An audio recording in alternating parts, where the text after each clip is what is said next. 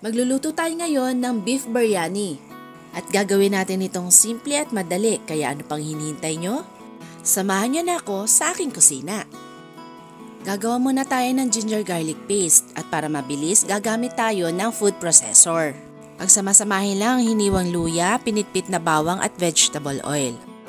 Gawin nyo lang ito ng pinong-pino at pagkatapos ay itabi nyo na muna. Kakailanganin din natin ng fried onions kaya gagawin muna natin ito bago tayo mag-umpisa magluto. Prituhin nyo yung hiniwang onions hanggang maging brown, pagkatapos itabi nyo na muna. Lulutuin na natin yung ating baka. Gagamit tayo dito ng pressure cooker para mabilis yung ating pagpapalambot. Maglagay ng mantika, pagkatapos ilagay na natin yung baka. I-sear natin yung beef na mga 5 to 7 minutes o kaya hanggang maging brown. Isusunod natin ilagay yung ating kamatis. Hiniwa ko na nga pala yan kanina bago tayo mag-umpisa. Lulutuin natin yung kamatis hanggang maging soft and mushy na siya. Katapos ilalagay na natin yung ating mga spices. Ilagay yung turmeric powder, cumin powder, coriander powder, chili powder, garam masala at asin. Haluin nyo lang na maigi at lulutuin natin ito ng mga 2 to 3 minutes. Pagkatapos maglagay tayo ng tubig hanggang sa lumagpas lang siya dun sa ating baka. Lulutuin natin yung ating karne ng mga 10 to 15 minutes. Papalambutin lang natin yung ating karne hanggang matusok lang natin ito ng tinidor. Kasi mamaya i-steam pa natin ito. Kapag okay na yung ating karne, ilalagay na natin yung ating patatas. Oo nga pala, yung patatas hiniwa ko yan ng 6 hanggang 8 peraso. Depende yan dun sa patatas na mabibili ninyo. Lagay na rin natin yung ating ginawang ginger garlic paste at kalahati ng ating piniritong sibuyas. Maglalagay din tayo ng beef cubes. At dadagdagan din natin yung ating mga spices. Naglagay ulit ako ng turmeric powder, garam masala, coriander at cumin powder. Pagkatapos ay haluin nyo muna. Sunod nating ilalagay yung ating yogurt. Ilalagay na din natin yung kalahati ng ating mint leaves and coriander leaves. Haluin nyo lang ito ng maigi. O nga pala, yung lahat ng ating ingredients ay ilalagay ko sa ating description box. Pagtapos na tayo maghalo, tikman na natin ito. Kapag kulang pa sa alat, dagdag tayo ng asin. Maglalagay din pala tayo dito ng lemon extract.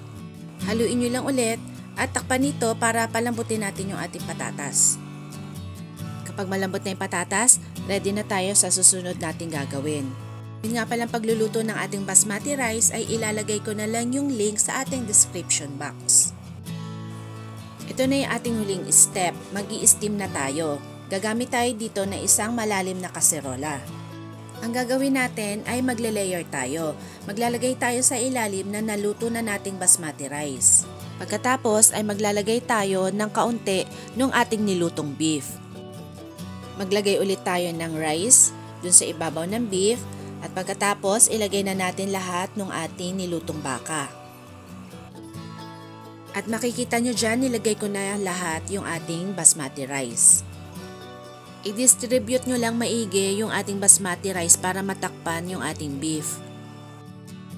Pagkatapos nyan, ilalagay na rin natin yung ating natitirang mint leaves and coriander leaves. Maglalagay na rin ako dito ng food coloring. Yung ating natitirang fried onions ay ilalagay ko na rin sa ibabaw. Maglalagay na rin ako dito ng ghee. Itong ghee ay mabibili natin sa mga Asian stores. Pero kung wala kayong mahanap, ilalagay ko na lang sa description box yung pwede nyong alternative. Pagkatapos ay tatakpan na natin ito. I-steam natin ito ng 40 to 50 minutes sa pinakamahinang apoy. Huwag niyong bubuksan yung takip hanggang sa matapos yung oras. Ayan, luto na ang ating beef biryani. Ganito ang magiging itsura ng ating niluto.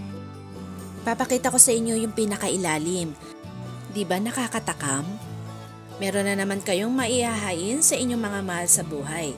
Kaya ito na ang ating beef biryani. Sana nagustuhan nyo po yung ating recipe at ma-try nyo din po ito. At kung bago ka sa akin channel, mag-subscribe ka na para sa susunod pa nating masasarap na recipe. Okay, kain na!